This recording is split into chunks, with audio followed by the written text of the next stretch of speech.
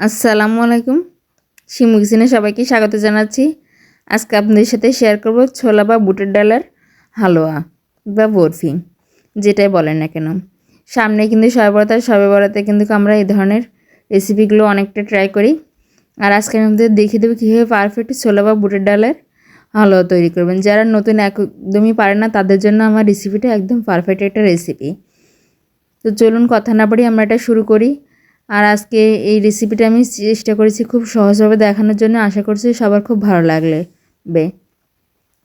তো আমরা এখানে হালুয়া তৈরি করার জন্য এখানে আমি 2 কাপ ছোলার ডাল নিয়েছি। আপনারা চাইলে এখানে বুটের ডালটাও নিতে পারেন।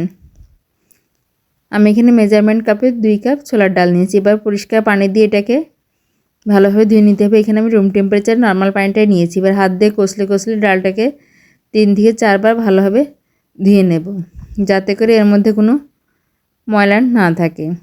ডালটা ভালোভাবে ধোয়া হয়ে গেছে। এবার এর মধ্যে আবারও পানি দিয়ে এটাকে ভিজিয়ে রাখবো 4 থেকে 5 ঘন্টার জন্য।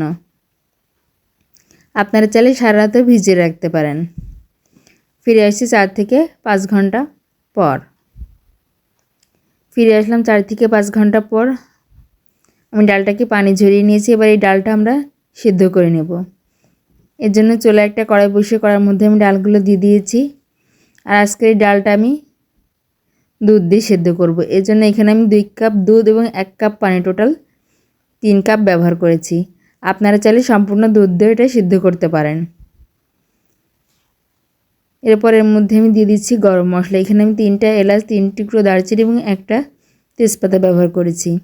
এরপর ঢাকনা দিয়ে এটাকে সেদ্ধ করব। এরপর যে চুলা আঁচটা মিডিয়ামে রেখেছি, যাতে দুধটা উতল এসে পড়ে না যায়। মাঝে মাঝে ঢাকনাটা খুলে এটাকে নাড়াচাড়া করে দিতে হবে, তা না হলে কিন্তু তলায় লেগে যেতে পারে।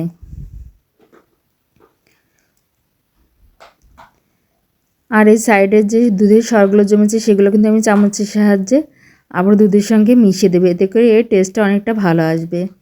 দেখুন আমাদের ডালটা কিন্তু অনেকটাই সেদ্ধ হয়ে গেছে। আমি আপনাদের তুলে দেখিয়ে দিচ্ছি ডালটা আমাদের কতটুকু সেদ্ধ হয়ে গেছে। দেখুন ডালটা কিন্তু একদম সম্পূর্ণ সেদ্ধ। হাত দিয়ে চাপ দিলে ডালটা ভেঙে যাচ্ছে, তার মানে ডালটা সেদ্ধ হয়ে গেছে। এ পর্যায়ে এটাকে আমি চুলা থেকে নামিয়ে রাখবো, কারণ ঠান্ডা হওয়ার পরে এই দুধটা কিন্তু সম্পূর্ণটাই টেনে নেবে। আমি চুলাটা বন্ধ করে দিয়েছি। দেখুন ঠান্ডা হওয়ার পরে কিন্তু দুধটা একদমই শুকিয়ে গেছে। এটা কিন্তু এখন সম্পূর্ণ ঠান্ডা হয় না। আমি এটাকে সম্পূর্ণ ঠান্ডা করে তারপরে ব্লেন্ড করব। তবে ব্লেন্ড করার আগে এর মধ্যে যে গোটা গরম মশলাগুলো দিয়েছিলাম সেগুলো আমি উঠিয়ে নিচ্ছি। তারপর এটাকে সম্পূর্ণরূপে ঠান্ডা করে ব্লেন্ড করতে হবে। আমার এটা সম্পূর্ণ ঠান্ডা হয়ে গেছে। এবার এটা আমি একটা ব্লেন্ডার জারের মধ্যে নিয়ে নিচ্ছি। আমি এটাকে একবারে না 2 বারে ব্লেন্ড করব, যেহেতু আমার ব্লেন্ডারের জারটা ছোটো, এর জন্য এটা আমি 2 বারে ব্লেন্ড করছি। আর এখানে ব্লেন্ড করার জন্য আমি পানির পরিবর্তে দুধ দিয়ে দিচ্ছি। আমার সম্পূর্ণ ডালটা ব্লেন্ড করতে 1 কাপ দুধের প্রয়োজন হয়েছিল। এবার চুলায় একটা কড়াই বসিয়ে দিয়েছি। এর মধ্যে দিয়ে দিচ্ছি 2 টেবিল চামচ রান্নার রেগুলার তেল, আর দিয়ে দিচ্ছি 2 টেবিল চামচ ঘি। আপনারা চাইলে এটা সম্পূর্ণ ঘি দিয়েও করতে পারেন। এবার এর মধ্যে আমি আগে থেকে ব্লেন্ড করে রাখা সেই ডালটা দিয়ে দিচ্ছি। ডালটা দিয়ে ভালোভাবে নেড়েচেড়ে মিশিয়ে নিচ্ছি। ডালের মধ্যে এটাকে বেশ কিছু সময় নাড়তে হবে, এতে করে ডালের মধ্যে যে পানিটা আছে সেটা কিন্তু অনেকটা শুকিয়ে আসবে। আর ডালের মধ্যে ঘিয়ের খুব সুন্দর একটা ফ্লেভার হবে। ডালটার যে একটা কাঁচা গন্ধ সেটা কিন্তু থাকবে না। দেখুন এটা খুব ভালোভাবে নেড়ে পানিটা কিন্তু শুকিয়ে নিয়েছে, অনেকটা আঠালো হয়ে গেছে। এই পর্যায়ে আমি এর মধ্যে 1 কাপ চিনি দিয়ে দিচ্ছি। যারা মিষ্টি বেশি খান তারা এখানে 1.5 কাপ চিনি ব্যবহার করতে পারেন। আমার কাছে মনে হয়েছে 2 কাপ ডালের জন্য 1 কাপ চিনিটাই পারফেক্ট। তবে আবারও বলছি, মিষ্টিটা কিন্তু আপনাদের স্বাদ অনুযায়ী দিয়ে নেবেন। আর চিনিটা দেওয়ার পরে এই মিশ্রণটা কিন্তু আবারও কিছুটা পাতলা হয়ে যাবে, এতে ভয় পাওয়ার কোনো কারণ নেই। এটাকে নেড়েচেড়ে আমরা আবারও শুকিয়ে নেব। এ পর্যায়ে অনবরত নাড়তে হবে, তা নাহলে তলায় লেগে যেতে পারে। এবার দিয়ে দিচ্ছি 1/4 চা চামচ লবণ। মিষ্টি খাবারে যারা লবণ পছন্দ করেন না তারা চাইলে স্কিপ করতে পারেন, তবে আমার কাছে মনে হয় মিষ্টি খাবারে লবণ দিলে মিষ্টি খাবারের স্বাদটাই যেন দ্বিগুণ হয়ে যায়। দেখুন এটা কিন্তু অনেকাংশেই টেনে গেছে। এ পর্যায়ে যারা হালুয়া করবেন তারা কিন্তু এটা এখানে নামিয়ে নিতে পারেন। তবে আমি যেহেতু আজকে বরফি করবো, এর জন্য এখানে এটাকে আমি আরও কিছু সময় জাল করব। আর এই স্বাদটা আরও একটু বাড়ানোর জন্য এখানে আমি 1/2 কাপ গুঁড়া দুধ দিয়ে দিচ্ছি। তবে এটা অপশনাল, চাইলে আপনারা স্কিপ করতে পারেন। এটা না দিলে কোনো সমস্যা নেই, তবে দিলে কিন্তু টেস্টটা ভালো আসে। দেখুন আমাদের হালুয়াটা কিন্তু চুলা থেকে প্যান থেকে উঠে আসছে, তার মানে এটা আমাদের হয়ে গেছে। তবে নামানোর আগে এখানে আমি 1/2 টেবিল চামচ ঘি দিয়ে দিচ্ছি, এতে করে হালুয়ার মধ্যে খুব সুন্দর একটা ফ্লেভার পাওয়া যাবে। ঘিটা দিয়ে আমি ভালোভাবে নেড়েচেড়ে এটাকে নামিয়ে নেব। আর এটা আমি একটা প্লেটে নামাবো, যেটাকে আমি আগে থেকে একটু ঘি দিয়ে ব্রাশ করে রেখেছিলাম।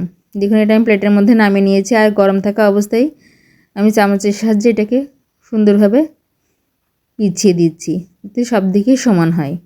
আপনারা চাইলে এটা স্প্যাচুলা দিয়েও করতে পারেন। এটা আমি সমানভাবে বিছিয়ে নিয়েছি। এবার এর উপর থেকে কিছুটা আমি কাজু বাদাম এবং কাঠবাদাম কুচি দিয়ে দিচ্ছি, যাতে করে এটা দেখতে সুন্দর লাগে আর খেতেও মজা লাগবে। হাত দিয়ে চেপে চেপে সেট করে দিচ্ছি বাদামগুলো। তারপর এটাকে একটু ঠান্ডা করে নিয়ে এটা আমি কেটে নেব। আমি কিছুটা ঠান্ডা করে নিয়ে তারপর এটা কেটে নিয়েছি। এটা কিন্তু খুব বেশি এখনও ঠান্ডা হয়নি। আমি এটা ছুরির সাহায্যে এটাকে কেটে নিচ্ছি। আমি এটাকে চৌকো করে কাটবো। আপনারা চাইলে আপনাদের পছন্দ অনুযায়ী শেপ দিয়ে কেটে নিতে পারেন, অথবা চারকোনা করেও কাটতে পারেন। আমি কাজটা ঠিক কীভাবে করেছিলাম আপনারা দেখেই কিন্তু বুঝতে পারছেন। আসলে সব কিছু কিন্তু বলে বোঝানো যায় না, ভিডিওতে দেখে অনেক কিছু বুঝে নিতে হয়।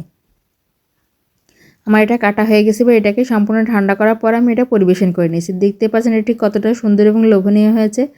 আশা করছি এটা সবার খুব ভালো লাগবে। আর ভালো লাগলে প্লিজ আমার চ্যানেলটি লাইক, শেয়ার এবং সাবস্ক্রাইব করবেন। আর রান্নার রেসিপিটি বাসায় একবার ট্রাই করে কেমন হয়েছে আমাকে কমেন্ট করে জানাবেন। আর যারা এই ভিডিওটি আমার ফেসবুক পেজ থেকে দেখছেন, প্লিজ আমার পেজটি লাইক এবং ফলো দিয়ে পাশে থাকবেন। ধন্যবাদ।